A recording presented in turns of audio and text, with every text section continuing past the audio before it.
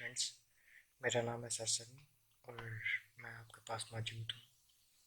FSc second year की physics उसका पहला चैप्टर है इलेक्ट्रोस्टैटिक्स, उसके मुतालिक आपको बताने को हूँ। इससे पहले कि मैं वीडियो को शुरू करूँ तो आपसे इल्तिजा है कि अभी तक अगर आपने मेरे चैनल को सब्सक्राइब नहीं किया तो प्लीज़ मेरे चैनल को सब्सक्राइब करें और साथ ही साथ बेल आइकॉन को दबा दें ताकि न्यू आने वाली वीडियो आप तक पहुँच सके।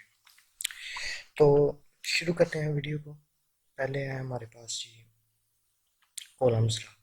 कॉलम्स लॉ से पहले मैं आपको थोड़ी सी इलेक्ट्रोस्टैटिक्स की डेफिनेशन बता दूं कि इलेक्ट्रोस्टैटिक्स क्या होता है।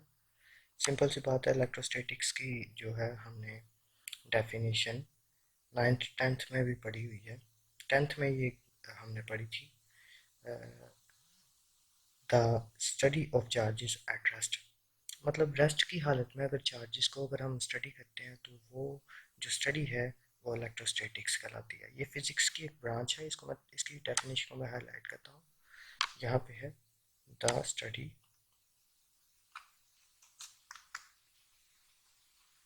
एक मिनट रुकिए, इस डेफिनेशन को मैं हाईलाइट करने लगा हूँ।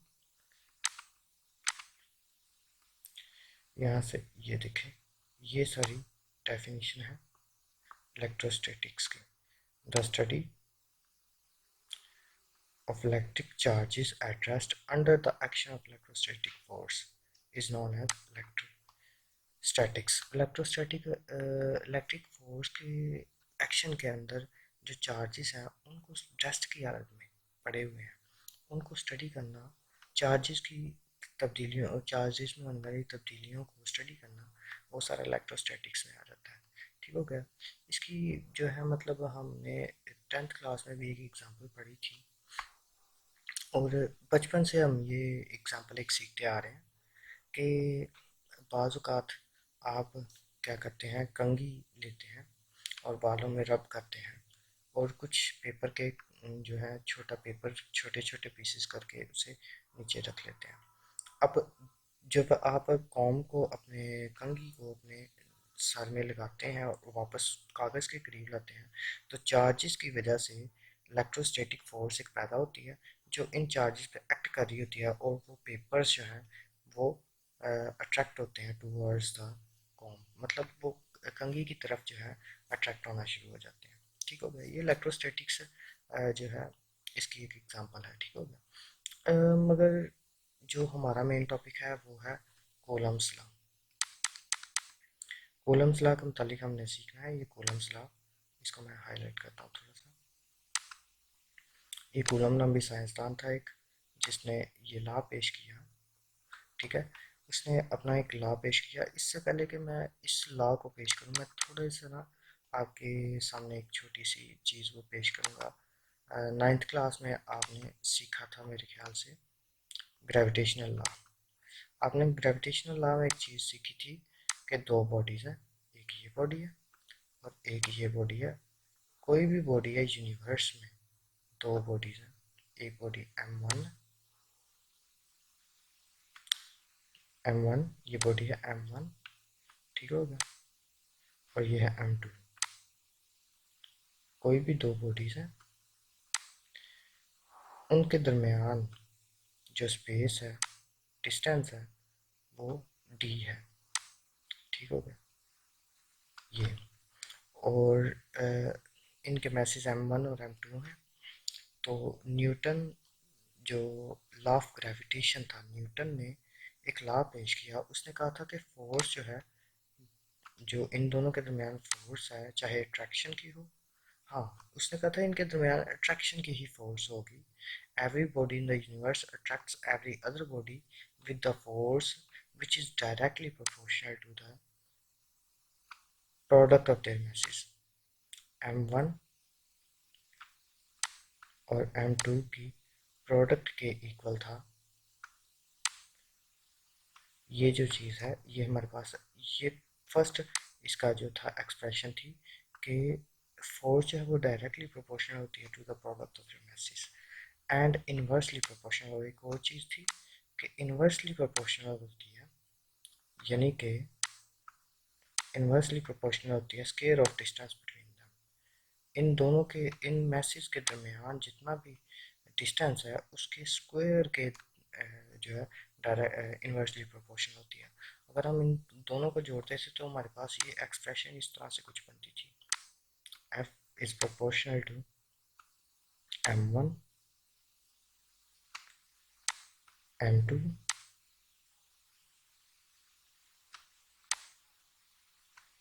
Over D square. ये मैं आपको बताता हूँ, ये मैं आपको ये चीज़ क्यों समझा रहा हूँ, ठीक है। उसके बाद एक और चीज़ है कि अगर हम प्रोपोर्शनैलिटी का साइन यहाँ से हटा दें, फॉर एग्जांपल मैं प्रोपोर्शनैलिटी का साइन हटा देता हूँ ये वाला, तो यहाँ पे मैं इक्वालिटी का साइन लगाऊंगा। इक्वालिटी का साइन लगाते ही मेरे पास एक छोटा सा कांस्टेंट इसमें ऐड होगा जो था ग्रेविटेशनल कांस्टेंट जी। ठीक हो गया, ये चीज़ थी। तो ये एक्सप्रेशन थी न्यूटन लॉ ऑफ ग्रेविटेशन की।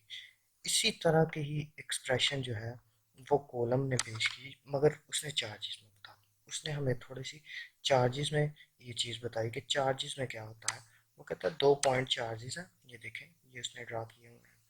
एक चार्ज ये है Q1 और दूसरा चार्ज है Q2। इन अब ये बात नहीं हम बता सकते कि दोनों के दरमियान रिपल्शन की फोर्स है या अट्रैक्शन की फोर्स है, क्योंकि दोनों चार्जेस जो हैं वो टेस्ट है, मतलब दोनों चार्जेस हैं, टेस्ट चार्जेस नहीं है। टेस्ट चार्ज हमेशा पॉजिटिव चार्ज होता है। अच्छा, दोनों चार्जेस हैं, चाहे वो पॉजिटिव भी हो सकते हैं, चाहे पॉजिटिव नेगेटिव हो सकते हैं, नेगेटिव पॉजिटिव हो सकते हैं, या नेगेटिव नेगेटिव हो सकते हैं। आपको पता है opposite charges always attract each other and same charges always repel each other. तो यहाँ पे हम जो चीज़ सीखेंगे वो हमारे पास ये है कि यहाँ पे चार्जेस रिपेल भी कर सकते हैं और अट्रैक्ट भी कर सकते हैं। तो इस हिस्सा के मुताबिक जो कूलम था, कूलम ने, चार्ल्स कूलम ने 1874 सदी ईस्वी में ये जो है हमें चीज़ बताई। उसने कहा जो चार्जेस है ना उनके दरमियान भी एक फोर्स होती है, चाहे वो अट्रैक्शन की फोर्स हो, चाहे वो रिपल्शन की फोर्स हो। ये यहाँ पे लिखी हुई है इसकी डेफिनेशन, मैं इसे थोड़ा सा हाईलाइट करता हूँ। ये है,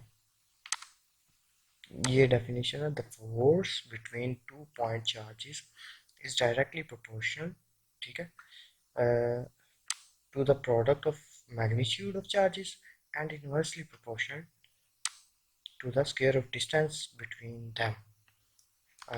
ये चीज़ मतलब जो है हमें बता रहा है कॉलम। कॉलम कहता है कि सेम एज जैसे न्यूटन ने बताया कि दो मासेस आपस में एक दूसरे को अट्रैक्ट करते हैं, मगर यहाँ पे चाहे वो रिपल्शन की फोर्स हो चाहे वो अट्रैक्शन की फोर्स हो, दोनों फोर्सेस जो हैं एक दूसरे को क्या कर रही हैं। दोनों फोर्सेस जो हैं, इन दोनों फोर्सेस को सेम ही हम बोलेंगे, चाहे वो रिपल्शन की फोर्स हो है तो इलेक्ट्रोस्टैटिक फोर्स है।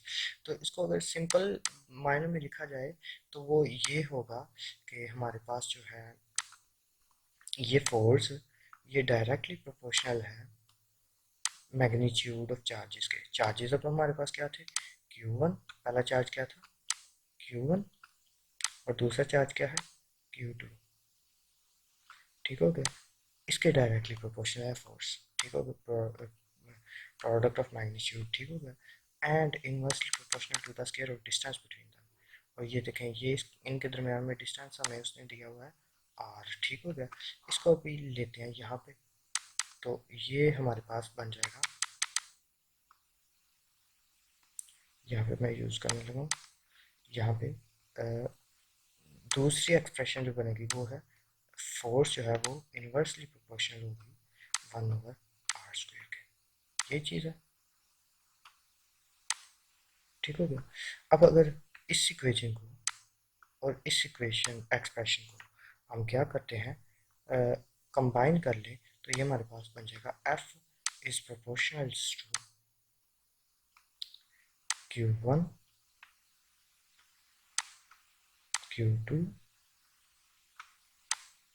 Over r²। ठीक हो गया, ये हमारे पास छोटी सी एक्सप्रेशन एक बन गई। अब अगर सेम एज जैसे कि आपको पता है अभी अभी मैंने न्यूटन ग्रेविटेशन लॉ में मैंने अभी भी आपको समझाया कि प्रोपोर्शनैलिटी का साइन है।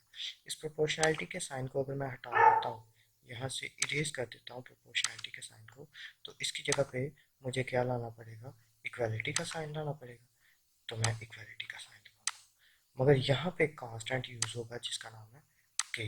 ठीक हो गया। वो के कांस्टेंट अब क्या है उसके बारे में भी हम स्टडी कर लेते हैं।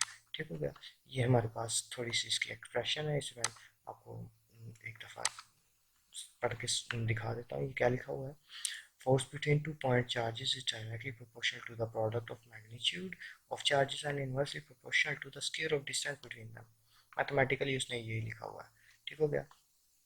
मैंने आपको क्लियरली समझा दिया। उसके बाद है where F is the magnitude of force, mutual force that acts on each, मतलब दोनों जो हमारे पास फोर्सेस हैं, दोनों चार्जेस हैं उन पे ये जो फोर्स टोटल फोर्स है ना उसकी बात हो रही है एफ। ठीक है। अगर बात करें ये Q1 है और ये Q2 है।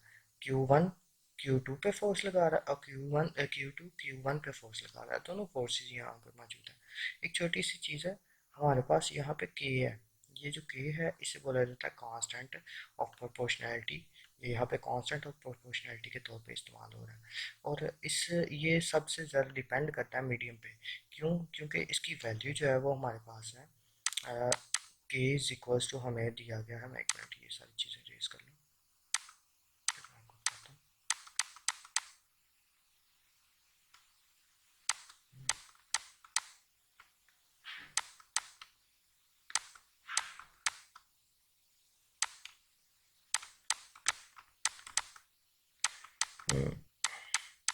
ये एक मिनट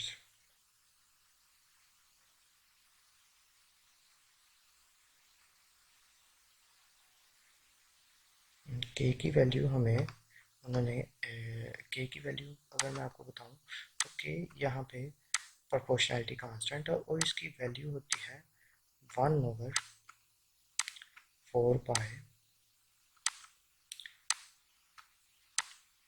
एप्सिलॉन और एप्सिलॉन नॉड। यहाँ पे नॉड यूज़ हो रहा है। नॉड अब किस लिए यूज़ हो रहा है ये भी बताता हूँ और आर किस लिए यूज़ होता है ये भी बताता हूँ। ठीक हो गया। यहाँ पे ये जो हमारे पास है ये के की वैल्यू है। ठीक हो गया। और के की वैल्यू आपने याद रखनी है, मतलब ये के का फार्मूला आप याद रखें। तो के की वैल्यू जो है वो क्या होगी, के की वैल्यू आपके पास याद रखनी है आपने। ये यहाँ पे दी भी हुई है, ये के की वैल्यू यहाँ पे दी हुई है, मैं आपको दिखाता हूँ। ये हाईलाइट कर देता हूँ ऐसे। ये के की वैल्यू ये आपने याद रखनी है। ठीक हो गया। आपके बुक में आपको के की वैल्यू दी हुई है। तो के यहाँ पे ये जो हमारे पास है ये जो 4 पाई 1/4 पाई है, ये तो हमारे पास सिंपल सी बात है ना कि ये कांस्टेंट है, ये सारा हिस्सा कांस्टेंट है। मगर रियली के जो डिपेंड कर रहा है वो एप्सिलॉन नॉट पे कर रहा है।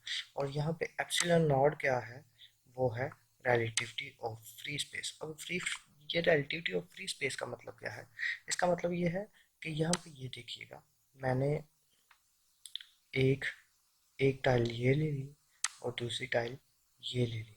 ठीक हो गया। मैं एग्जांपल बता रहा हूँ ना।